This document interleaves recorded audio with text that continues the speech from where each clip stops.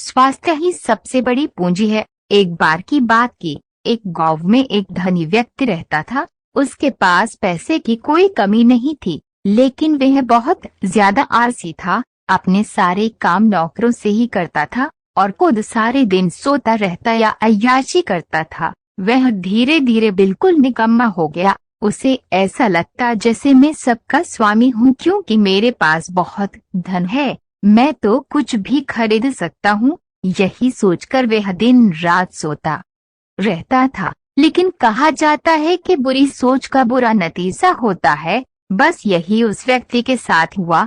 कुछ सालों उसे ऐसा महसूस हुआ जैसे उसका शरीर पहले से शिथिल होता जा रहा है। उसे हाथ पैर हिलाने में भी तकलीफ होने लगी। ये देखकर वह व्यक्ति बहुत परेशान हुआ। उसके पास बहुत पैसा था। उसने शहर से बड़े बड़े डॉक्टर को बुलाया और खूब पैसा खर्च किया, लेकिन उसका शरीर ठीक नहीं हो पाया। वह बहुत दुखी रहने लगा। एक बार उस गांव से एक साधु गुजर रहे थे। उन्होंने उस व्यक्ति की बीमारी के बारे में सुना, सो उन्होंने सेठ के नौकर से कहा कि वे उसकी बीमारी का इलाज कर सकते हैं। यह सुनकर नौकर सेठ के पास गया और साधु के बारे में सब कुछ बताया। अब सेठ ने तुरंत साधु को अपने यहाँ बुलवाया, लेकिन साधु ने कहा कि वे सेठ के पास नहीं आएंगे। अगर सेठ को ठीक होना है तो वे स्वयं यहाँ चलकर आए। सेठ बहुत परेशान हो गया, क्योंकि वो असहाय था और चल फिर नहीं पता था।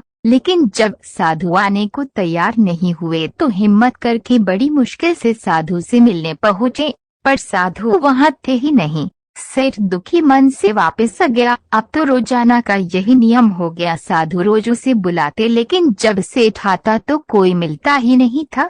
ऐसे करते करते 3 महीने गुजर गए। अब सेठ को लगने लगा जैसे वे ठीक होता जा रहा है। उसके हाथ पैर धीरे धीरे कम करने लगे हैं। अब सेठ की समझ में सारी बात आ गई कि साधु रोज उससे क्यों नहीं मिलते थे।